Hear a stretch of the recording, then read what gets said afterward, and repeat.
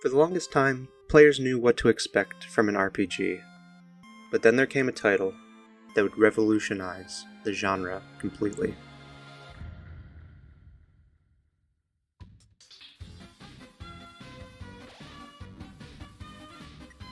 This video is not about that game.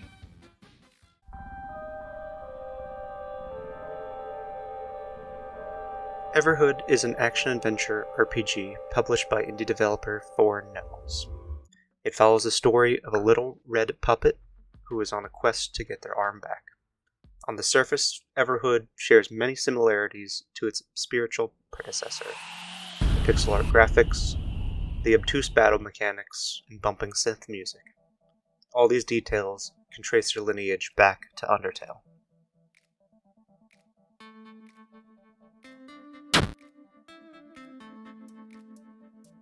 However, the similarities stop there. Everhood's battle system is constantly being turned on its head. For most of the game, it involves grid-based combat, dodging attacks that are played to the beat of the song.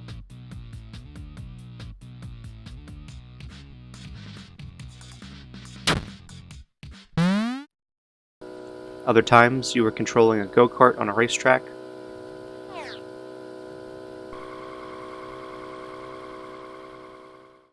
Some battles throw out the formula entirely and are more of a bullet hell. The grid-based movement is replaced with freedom of movement in both the horizontal and vertical axes. Everhood seems like a rhythm game, with its enemies attacking to the rhythm of the song, but you, as the player, have freedom to move independently of the beat. It's more of an anti-rhythm game, reverse rhythm game, you get the point. Traditional rhythm games like Before the Echo or Crypt of the Necrodancer have their core mechanics tied directly to the beat, whereas Everhood does not.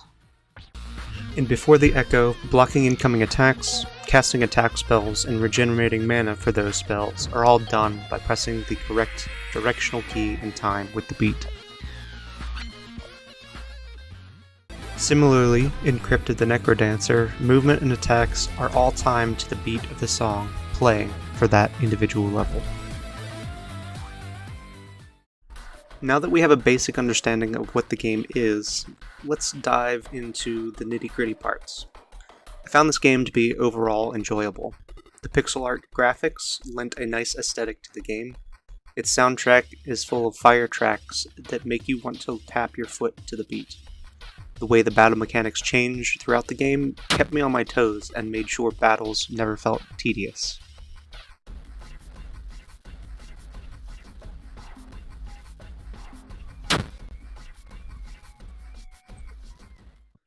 Where this game is lacking is in its accessibility. One thing that I want to strive to do well is design with accessibility in mind. No matter a person's circumstance, I want everyone to be able to enjoy my games. There are two accessibility options, one for image sensitivity and another for color blindness. This is all well and good for those that have visual impairments, but this does not do much for others who are differently abled. The control screen shows the different control layouts for keyboard and controller. However, these controls are not rebindable, meaning those who have hand dexterity issues are not able to remap the controls to make them more comfortable. While these points are minor gripes I have, they are important to keep in mind. All in all, I thoroughly enjoyed my time with Everhood. It took the traditional RPG and turned it on its head. While similar in spirit to Undertale, the mechanics of this game were distinct enough to pull Everhood out of the shadow of its spiritual predecessor. For only $9.99 on Steam, Everhood is well worth experiencing for yourself.